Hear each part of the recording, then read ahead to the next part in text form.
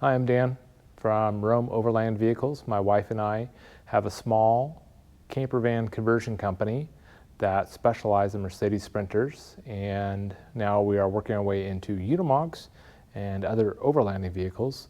In this quick video, I am going to break down some problems I am having with my Espar heaters that we get from Heatso over in the UK. All right, in this video, I'm going to break down the differences between two heaters. One that I have purchased from Heatso, which was the Espar S2 D2l, and the identical model of heater that I bought from an actual certified Espar dealer here in the States. We started having some problems with some of the heaters we started getting from Heatso in the last year. And we have always done the Espar D2s. Just recently, in 2019, Espar released a new model. It was the S2 D2l, and we started using that. Loving it. It was a way easier wiring, just a more streamlined work. The high altitude kit was included, but about a month after we installed our first one, we started having problems. We have been going through all the diagnosing steps, trying to figure out what's going on. We had the client come back to us, started work on the heater then, and it would work fine for a little bit, and then we started getting random shutoffs. So more and more diagnosing, more and more back and forth. Finally had the client go to a certified Espar repair shop. Come to find out, they start looking at the heater, they start asking where we got it. We let them know we got it from Heatso. And that led to an entire can of worms getting opened, and that's what this whole video is about. I'm going to go through, show you what I found, show you the differences, and I honestly don't know what's going on, so hopefully this will help some other people out there. So, like I said, we had them go to an Espar certified repair center.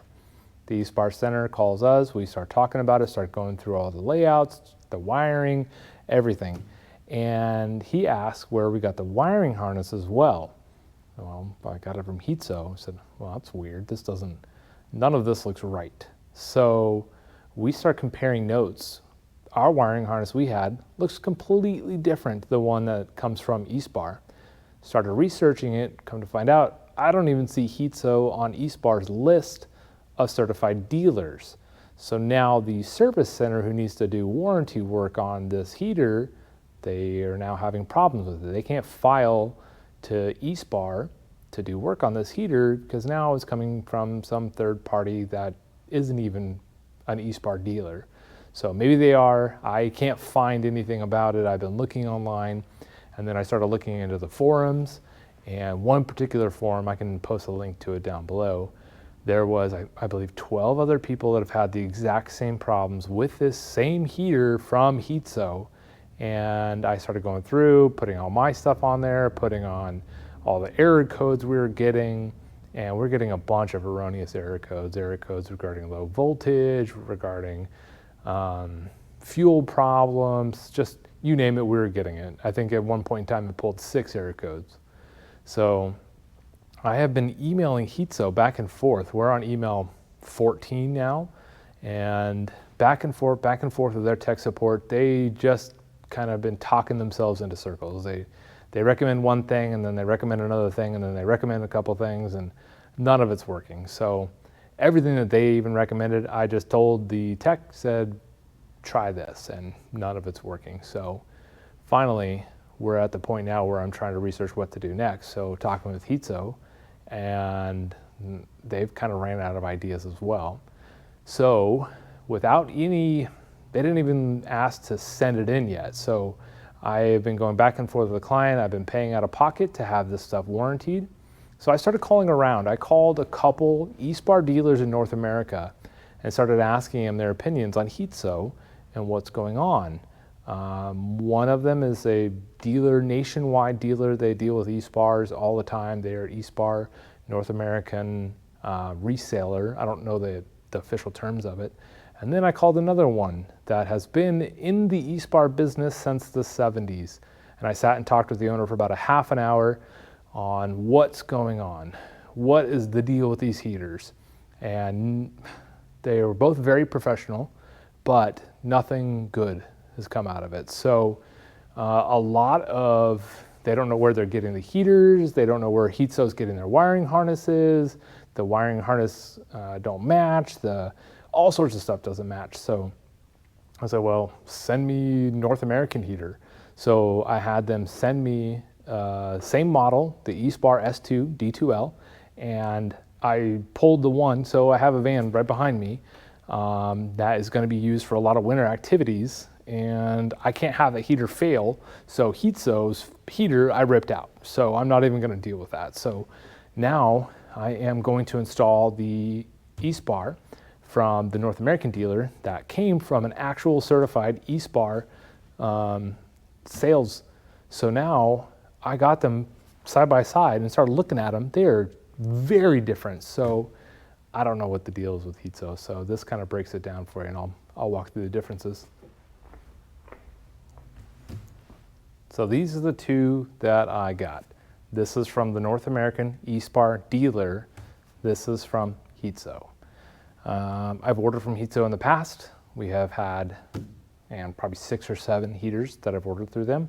The only ones I've been having problems with is these S2 D2Ls. So I thought that's what it was. But as I started researching more and more, I don't know if it's Heatso's side of things that they're doing. I'll show you what's different in the two of them. First off, the boxes that come from Heatso, every time I've gotten them in the last 3 heaters, half of the stuff doesn't come in an Espar box. It comes in like a FedEx box that they put inside of the shipping box. So it's like they have a bunch of random parts that they put into like a FedEx box they got at a shipping center. The heater itself actually comes in the factory Espar box, the Eberspacher box. The heater itself, just the Airtronic S2 D2l, everything on here looks to be exactly like it should be. That compared to the North American one, they appear to be identical. Same part numbers, model numbers, etc., etc. This one is missing the back piece right now. It's just not clipped on. But from this point, they all look identical. Same connectors on them. The colors match on the connectors. All the wiring is the same. That's kind of where the similarities stop.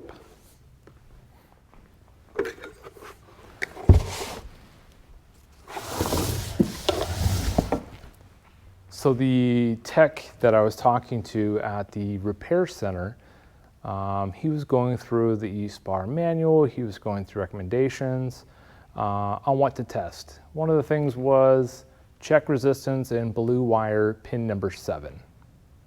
And he says, well, I can't. So he goes to look at pin number 7 from Heatso. It's a different color. So then he calls me and we start looking at it. The wiring harness is completely different than what Espar North America gave me. Maybe this is from a different market. So some of the research I was doing, that Espar sold worldwide. So some people are saying that they're coming from like a South American market, Brazil. One of these serial numbers that was tracked down was Russia. Another one is from Latvia. So maybe these are all different markets, but for the North American vans and the North American heaters and North American repair centers, it's completely different. So the Heatso wiring harness comes with a connector that connects to the actual heater. The wiring harness is wrapped in like the braided fabric, sticky fabric stuff, and it's a pretty straightforward wiring harness. You're gonna have your 20 amp power, 5 amp power, ground, that's that. Then you have your 4-wire connector that goes into your easy start timer. And then these, I believe, for like remote temperature sensor stuff, usually not used in an installation for this. Then you have your fuel line. Fuel line has 2 little wires that you actually put together at the fuel pump itself to tie into the fuel pump. The North American wiring harness is very different. The North American harness comes with very nicely wrapped, very nicely shrink wrapped. You can tell that there is diodes or resistors in here. They have all the connectors attached to it. They have it completely labeled with the Espar serial number attached to the actual wiring harness. They have all the connectors on here for everything. So for the easy start timer, your fuses, for your power, your fuel pump. So they have everything tied in to this one harness. This harness is clearly a different caliber than the Heatso harness. I don't know why. But for an example, pin number 7 on the Espar certified sales Espar actual wiring harness is green. Pin number 7 on the Heatso harness is gray. So already some things are different between the two of them. The next thing that we found was the fuel line. So from Espar here in the States, they sent over a fuel line that came with an actual Espar serial number attached to it. The material itself is a way more flexible material than the one that you get from Heatso. And I started measuring the diameter. They don't look that far off, but they're about 1/4 millimeter off. I don't know if that's gonna matter, but the one that you get from Heatso is a smaller diameter than the one that I got from Espar North America. The Easy Start Pro,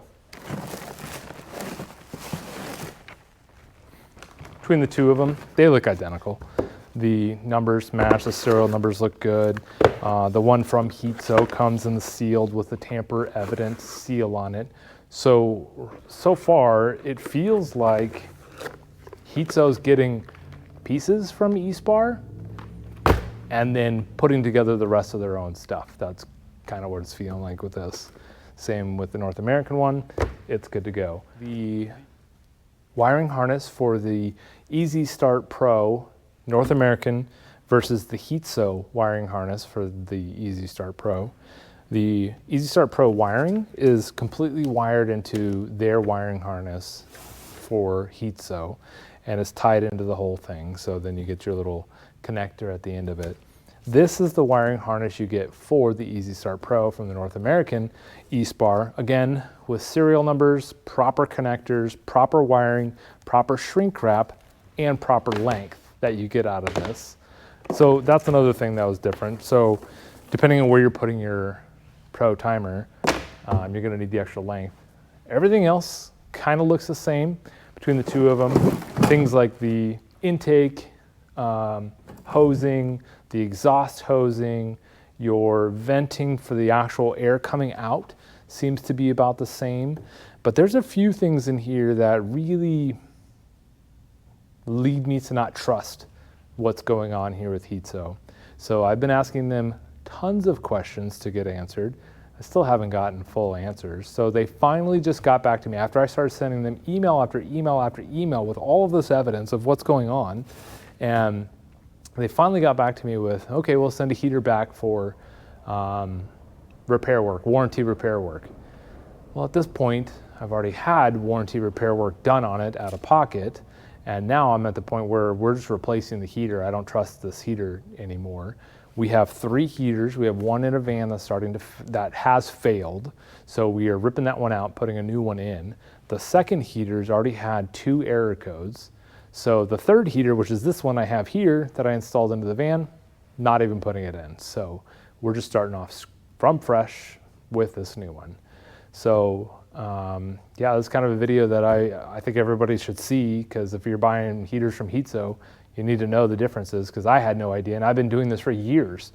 So I started calling around to other builders, people that I know through social media, started reaching out to other people. Hey, are you having problems with this? Hey, are you having problems with this? Sure enough, there's other builders out there. One guy had 2 in his shop that would have the exact same problems going on, where the heater would turn off, he would get up, turn the heater back on, and then it was good to go. It shouldn't do that. That's not normal. It shouldn't turn itself off midnight. So he was having problems. When I was on the phone with him, I had him pull codes for me. He was getting the exact same error codes as I did. He has installed his in a completely separate manner than I install mine. So you know it's not just the installation, because this has been done many, many, many times. So something with Heatso's S2 D2l just doesn't sit right now. So hopefully this helps somebody.